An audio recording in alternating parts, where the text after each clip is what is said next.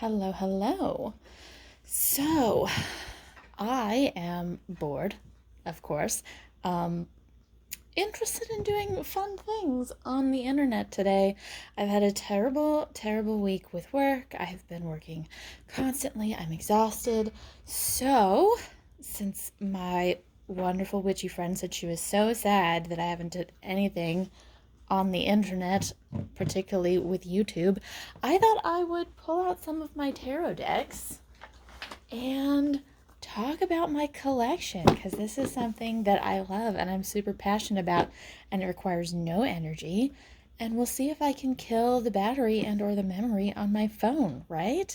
So this is my new box for my small travel size decks. It's this gorgeous, gorgeous green color. I just found this last weekend at a thrift shop. I added the sticker here. This is one of my birthday presents. It's a tarot card sticker that is the audacity, which is something that I say constantly anytime I am faced with the slightest inconvenience. The audacity. How dare the universe, the world, people. And I love it because it's shiny and holographic, but also has so much attitude. It's amazing.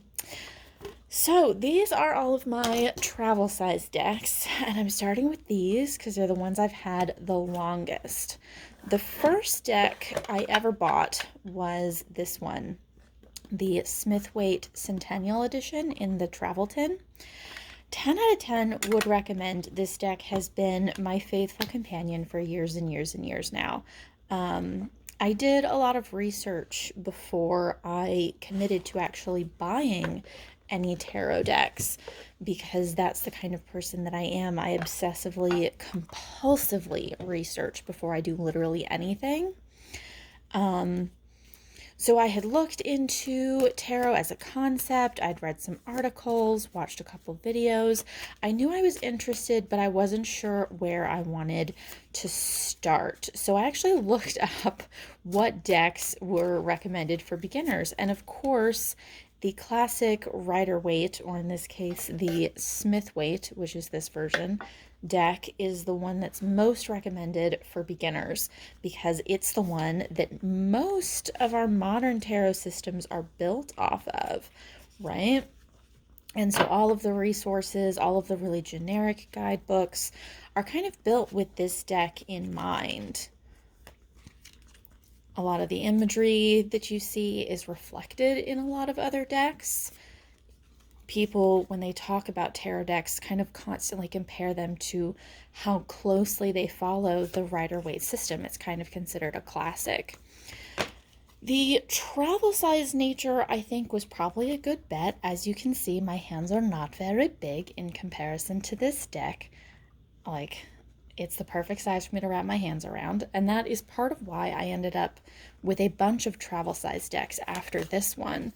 But this is the deck that I go back to over and over and over again. I use it for all kinds of readings. I'll use it for general, personal, spiritual, other people. Doesn't matter. If I want a good, clear message about anything that's going on, this is the deck I go to.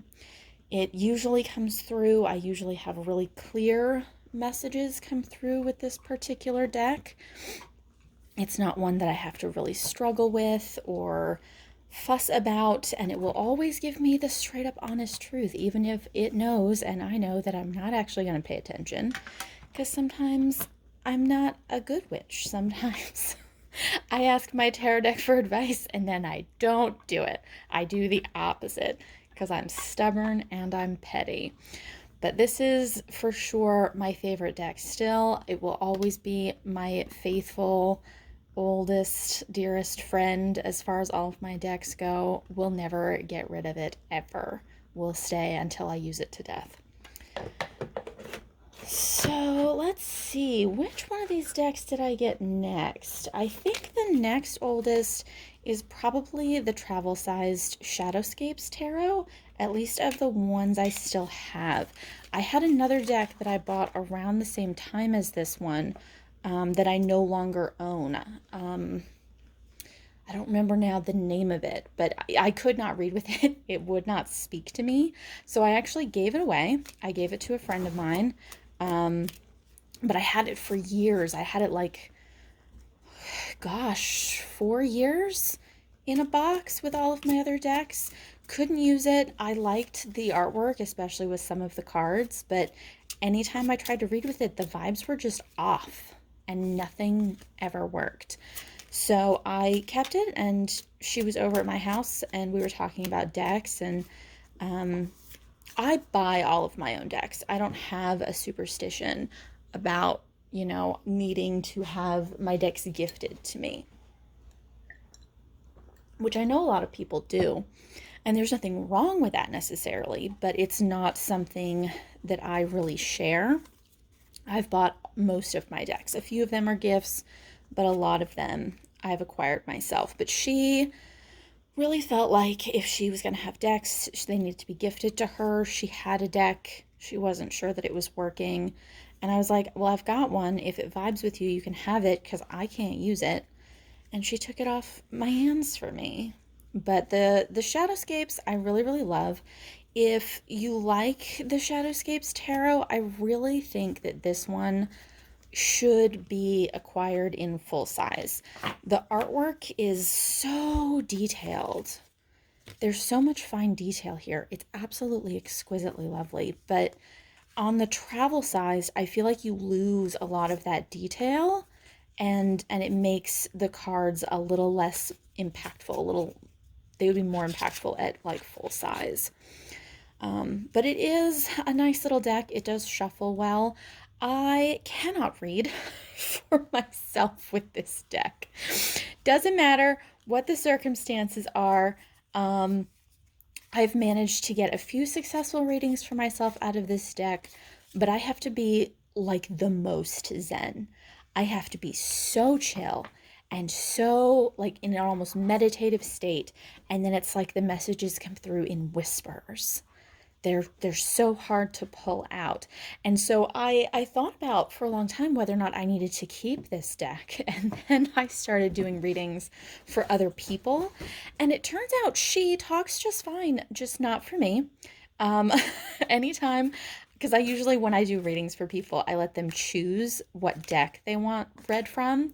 And so I included it in the photos that I sent to my friends to be like, hey, go ahead, pick your favorite deck. And I had, I think, 2 or 3 people all at the same time were like, this is the one. And I was filled with trepidation because I wasn't sure how well that was going to go, because, we've had some struggles, this little deck and I, but it read really well, and everything just flowed so beautifully. And I was a little resentful because it's a beautiful deck and I would love it if she wanted to read for me, but she just doesn't. So this is a deck I only use now for readings with other people. I don't even try if I need a reading for myself. Let's see what else I have over here. I have the XIII Tarot.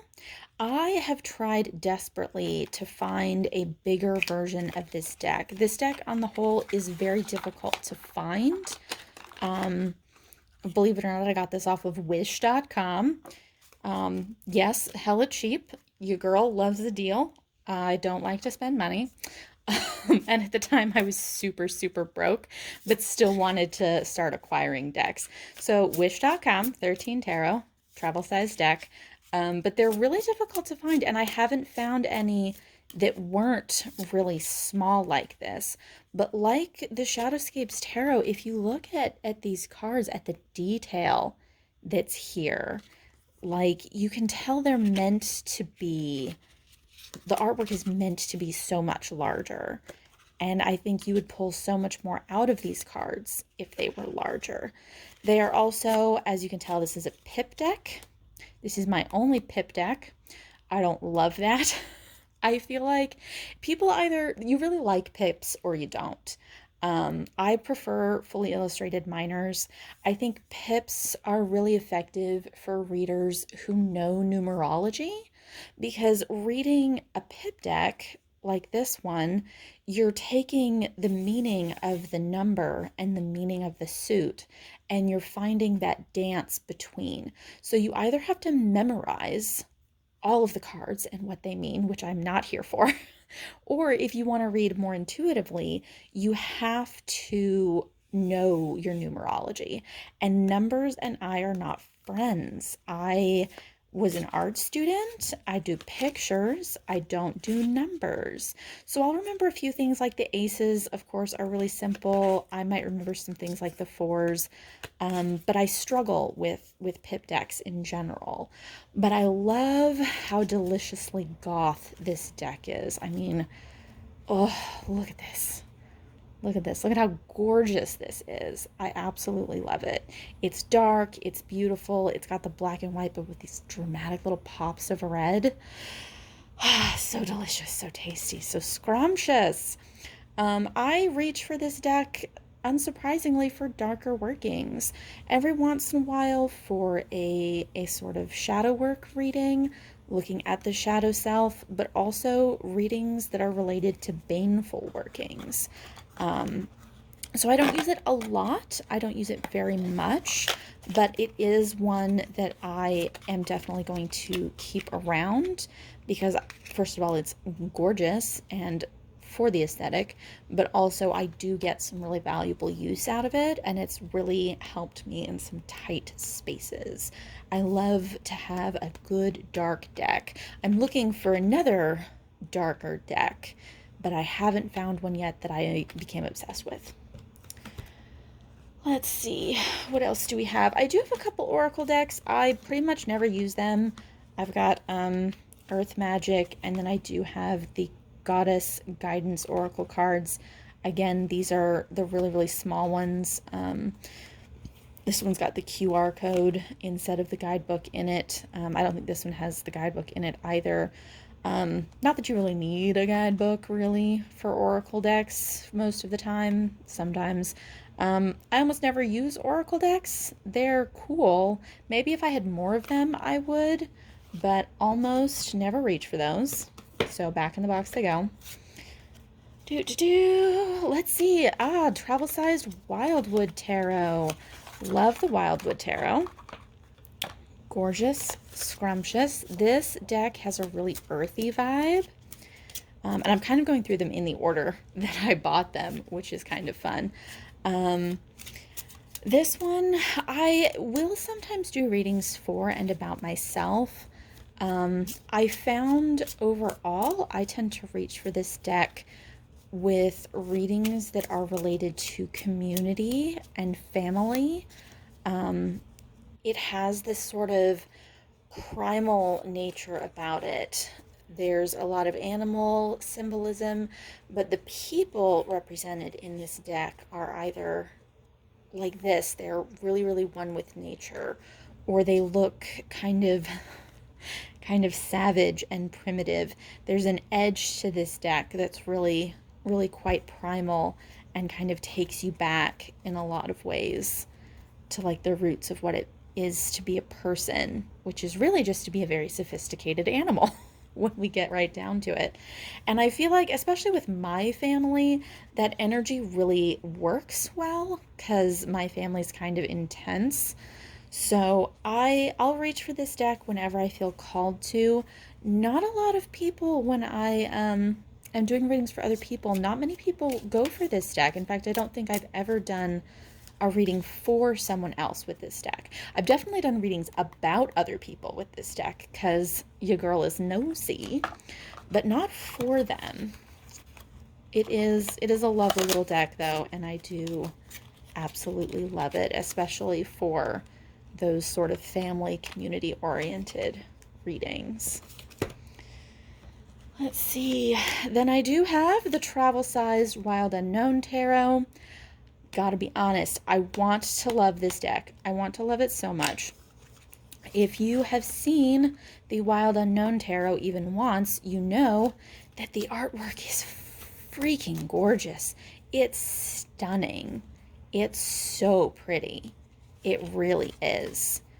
You've got this black and white, but then these bursts of like rainbow colors here and there. Kind of like the 13 Tarot, but more rainbowy and fun instead of kind of dark and gory. But it's lovely. The artwork is beautiful. I love a good animal symbolism deck, at least in terms of the concept.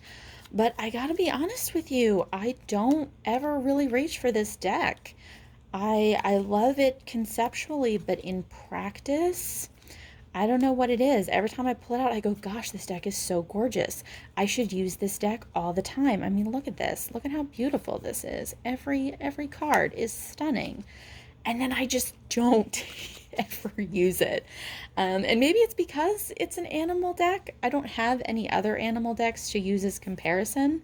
But for whatever the reason, this is one of those decks that I love to have in the collection because it is stunning, but don't really use it at all. Kind of sad.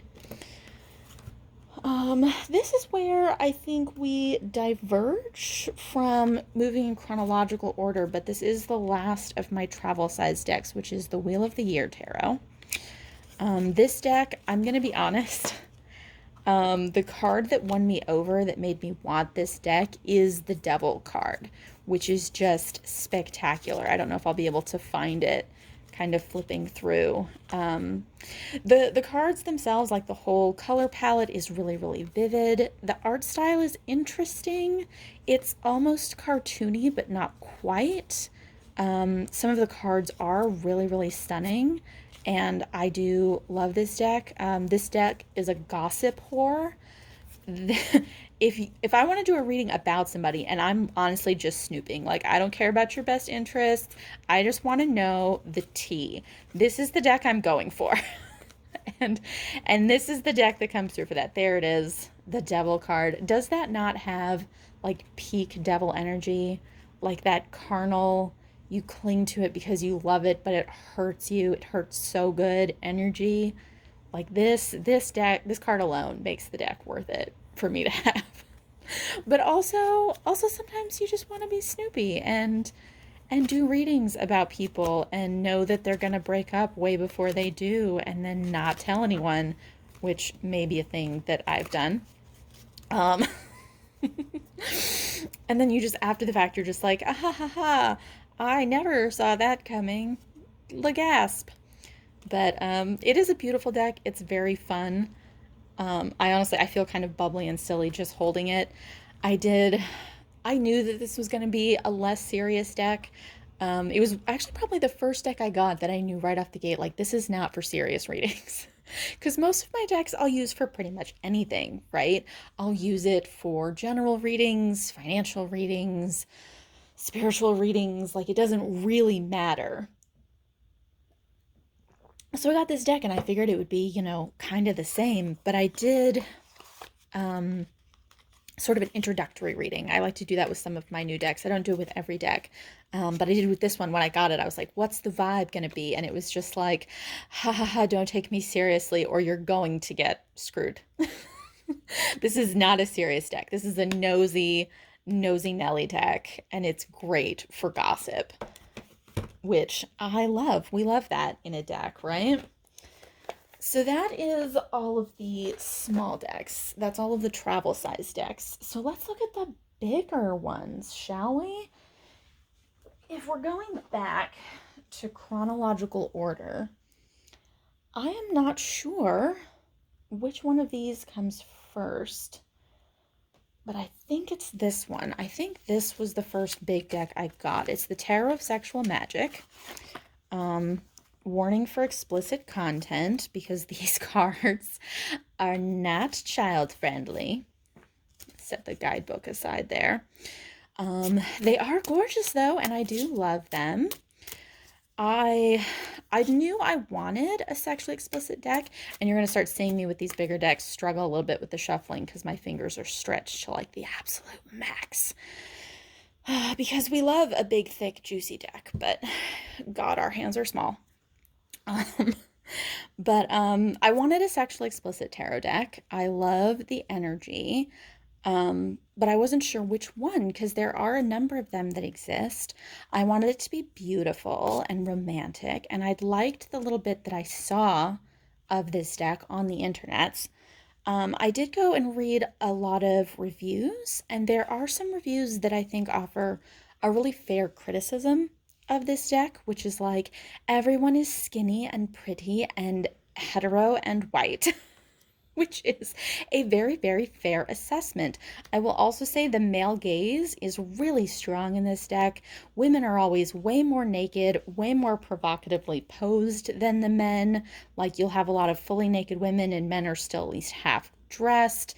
Kind of pathetic going on here. There are some exceptions, but a lot of the time that's definitely the vibe. So if you don't mind that, if it doesn't bother you, that's totally cool, and you will probably love this deck. There are some cards that do give me kind of like a gay vibe. Like, I don't know where Temperance is in this deck right now, but the Temperance card, I think it is, I look at and I'm like, hella gay vibes. I don't know what it is about it, but it definitely makes me feel a little queer, which we love, or at least I do. You know, being the raging bisexual that I am. Justice. Don't love that one. She looks so...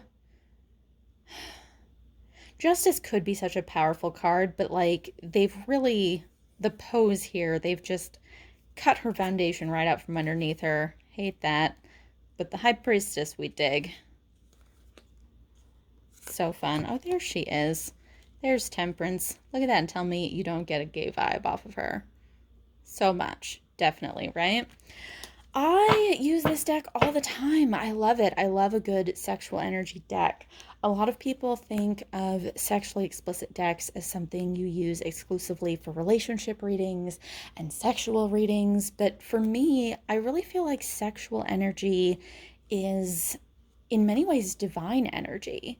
I mean, think about the characteristics that you think of when you think of divinity and when you think of sexuality and all of the overlaps you have there, like the principal aspects. You have joy and pleasure and connection and creation, and you get all of that in sexual energy, and you can have all of that in a sexually explicit deck.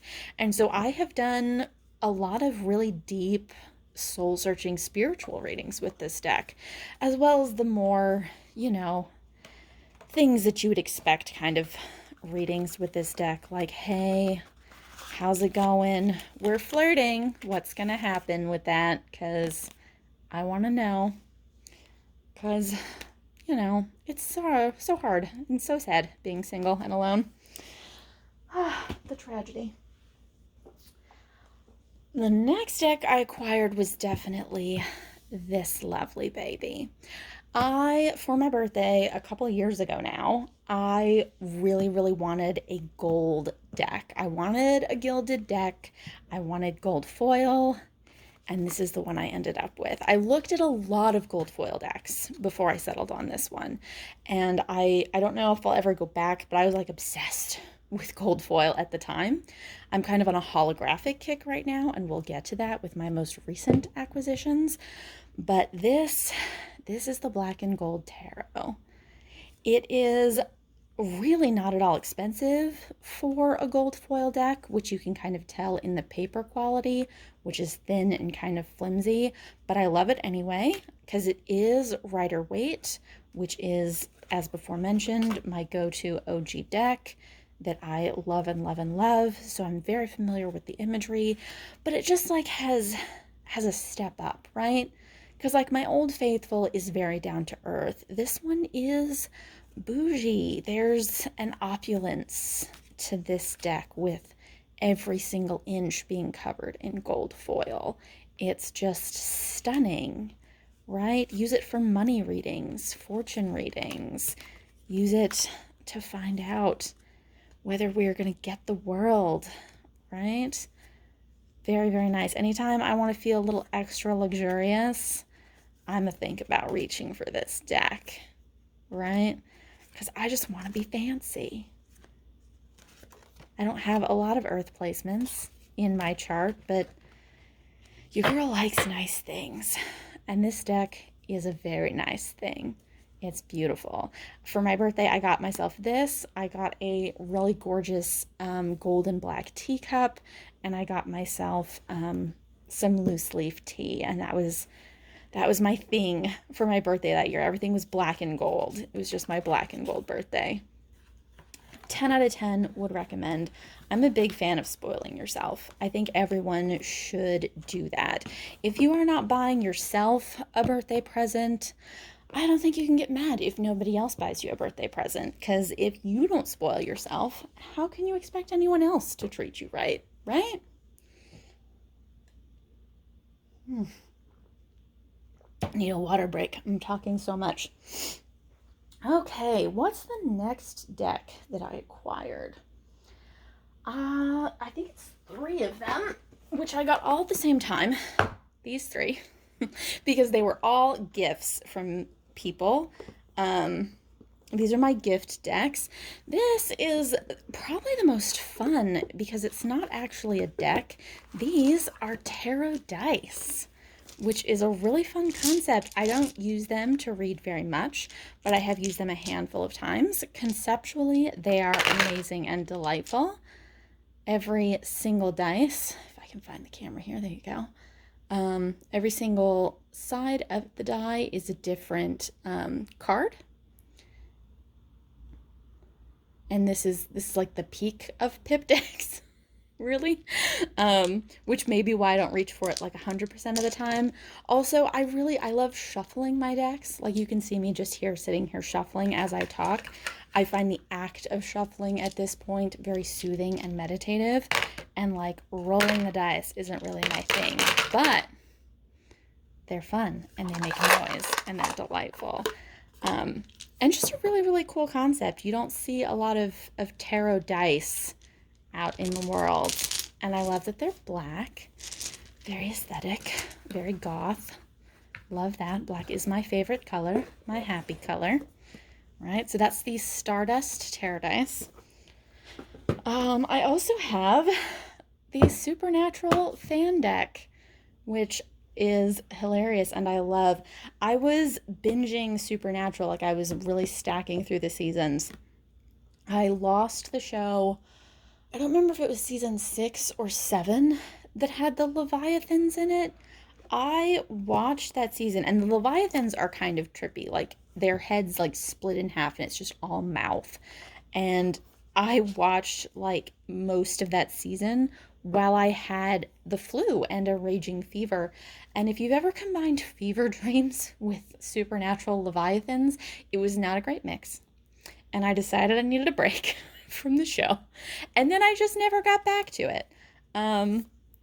But it's a super fun deck. I'm going to be honest, I don't really read with it. I will tell you the paper quality and the print quality, 10 out of 10. Very, very nice deck. I am not actually familiar enough with the show at this point because I haven't watched it in years to really read with it super effectively without the guidebook. Like, I don't remember some of these characters very well. But it is, if you are a fan of Supernatural at all, highly recommend. It's gorgeous, and I love it because it was a gift from a friend. So, yeah, got that one. Super lovely and very exciting. Then I have the Kawaii Tarot. Now, I'm going to be honest with you. When I got this one, I was skeptical. I am a black girl. I don't wear a lot of pink. I don't do a lot of pink. I don't do a lot of cutesy very much. I'm too edgy. I'm too dramatic. It's my Aquarius rising coming through. What can I say? But I actually love this deck. It is so simple. I'll reach for this deck when I'm like, I just want a light, simple reading, right? I don't want to get deep into it. We're just going to do something light and happy and simple. And then this freaking deck will sucker punch me in the throat with just the feels and the deep, like, triggering. This deck has a high call out factor. Let me put it that way. This deck is not going to pull punches. It's so simple and so straightforward and so clear. And it's like, it's got all of that sucker punch you in the throat with the absolute truth and nothing but the truth energy wrapped up in this cute little package. Which in some ways, like, that mirrors so much the person who gave it to me. And I love that. It's like having her in my pocket with me, having this deck around. And I super love it. I reach for it all the time because something about the simplicity, I can, even knowing that this deck is probably just going to call me out and give me a reading that just rips on my heart a little bit. Those Three of Swords, they know. They know. Even knowing that in my head, I will still reach for this deck going, it's just going to be a fun, light reading. It's just going to be a fun, light reading. We're just going to have fun and do something really, really fast. And then I'll pull 3 cards and I'll just sit there and be like, oof. Oof. And it ends up being like a really, really productive reading in terms of like growth and development and, you know, inner knowing. Learning yourself is important, and tarot can be a good tool to help with that.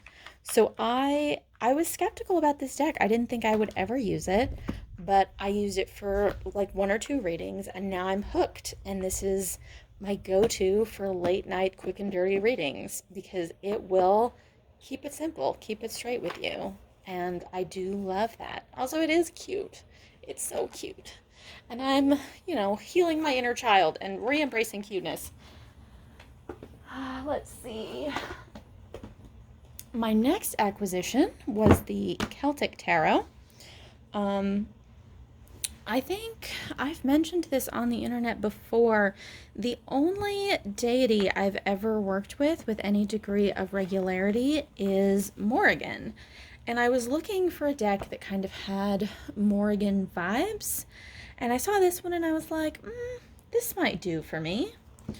And it is gorgeous. It's got a lot of druidic symbolism, which isn't like my thing necessarily, but it is interesting using the cards and the guidebook and learning more about that, about Celtic and druidic myths and magic and all of these fun things. I haven't used this deck in a minute. I was using it constantly for a while right after I got it. I don't really use it to have conversations with deity. I know a lot of people do that. They'll use their tarot decks to like converse with deity. I'm gonna be honest with you, I don't really actively work with deity very much at all because I have religious trauma. Yeah, 3 of Swords. I think it's stalking me right now. But I don't actively work with deity very much because of trauma and trust issues. There are some naked people in this deck too, which honestly I don't even notice anymore. And then I flip through and then I'm like, oh yeah, that's right, naked people. When I was Mormon, that would have really bothered me because I couldn't even tolerate bare shoulders. Look at all those bare shoulders happening. Mormon me would be scandalized. Bless her heart. So much trauma there. But it's a very, very colorful deck. You can see like when the colors are warm, they are fiery and vivid. And then you go blue and it's just rich and delightful and so, so sublime. So I love this deck. I don't have anything really specific that I use this deck for. More spiritual things, meditation kind of things, personal growth. I find this deck was really good for personal growth, and I may come back to it because I am working right now on some active workings to encourage change, which is hard because I don't like change. I know it's important and useful and great, but it makes me uncomfy and sad and tired. But things do be a-changing, so I'm trying to move with that energy instead of against it. So I love the Celtic Tarot as well. Just super, super lovely. Then I got this one.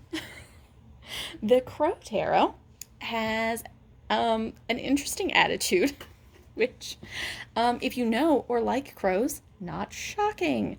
A lot of times the readings that are thrown out by this deck are very, very dramatic in like the most melodramatic, the world is ending kind of way. Like this was from the reading I did with this deck this morning. Just like, it was like 10 of Swords, and then this, and then the Knight of Wands, I think it was.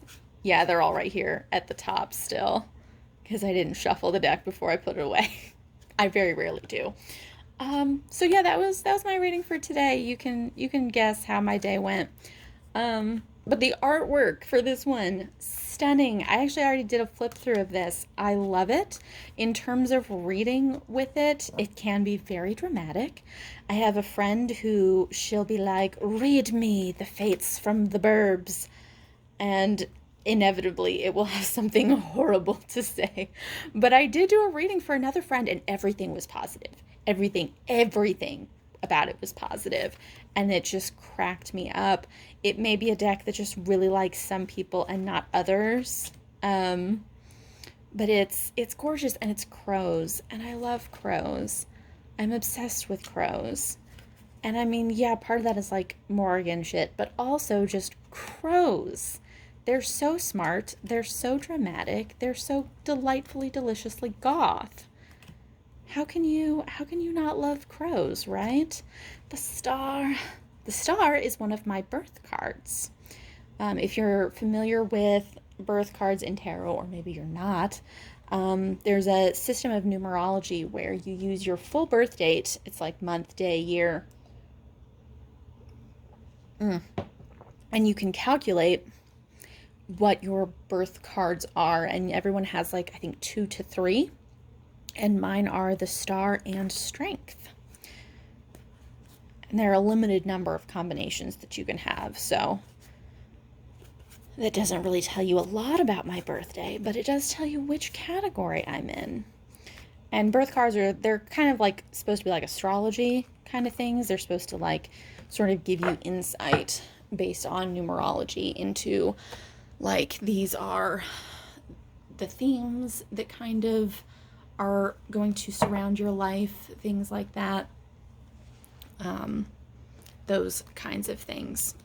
Don't know if there's any truth to it, but it is fun, and I do love fun, and I do love this deck. I haven't had it very long, so I haven't done a ton of readings with it, but it's definitely a chatterbox. It'll talk. I don't have trouble with this deck at all, except for the fact that it's dramatic and sometimes overly negative. And that brings us to the last two. I got 2 versions of the Weaver Tarot. I have been lusting over these decks for like 3 years, and I finally broke down and bought them like last month. I don't know what day it is. I bought them as a very early birthday present to myself because my birthday's in July. And they're gorgeous. This one it's a misprint.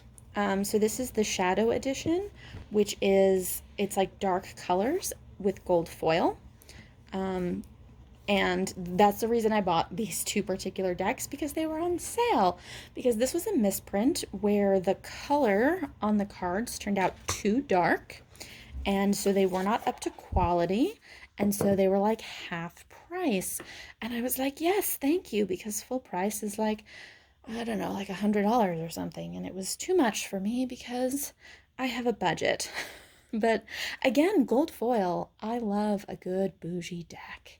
And the artwork is stunning and lovely, kind of simplistic, this crisp, shimmery line work on these shadowy, dark backgrounds. Absolutely beautiful. We've got some great, like, dramatic symbolism here. Love, love, love it so much. Even, like, the edges are gilded. I have to be honest, I don't love the edging on this deck. You can't really tell in the camera video, but in person, the foil edging is kind of brassy and really, really orange, especially in comparison to the line work, which looks quite bright yellow gold. And that kind of threw me, like looking at the edging here, like it seems really brassy and kind of off. But I've decided that I don't mind it, especially considering that it was, you know, way cheaper than it could have been. But it's a stunning deck. And yeah, super love it. Haven't had it very long. I've used the Shadow Edition way less because I've been so obsessed with the other version of this deck that I got, which is the Ascendant Edition. And you are gonna see why I'm obsessed. This one, I wasn't sure which one I would be like the most hyped for until they showed up. And then I caught a glimpse of these rainbows. Like even the guidebook is holographic. And the backs are fully holographic. Look at that. Look at that. The rainbows. All right. Every single card. Bam. Shiny. Rainbow shine. Look at this. Look at this. Look at how shiny that is. And I don't even have the flash on. If you take a photo or a video with the flash on of these cards, it is just rainbow shine in your face all the time, everywhere. They're so gorgeous. And I'm obsessed. And I did like a whole bunch of readings. I took this deck out to a coffee shop and just sat and did a reading for myself and then some readings just like over the phone, taking photos and writing out the narrative of the reading on my phone for some of my friends. And it was delightful because I was just dressed up a lot with like a bunch of jewelry, and I did my hair and makeup and everything just to go sit in a coffee shop and read with this deck. And it was so brilliantly, delightfully aesthetic. I loved it. It was the most gorgeous. This deck is, they're kind of one of their selling points is that it's completely gender neutral. So like the anchor is their version of the emperor. They have conquerors and then sovereigns instead of kings and queens. And the knights and the pages are different as well. I think they're seekers.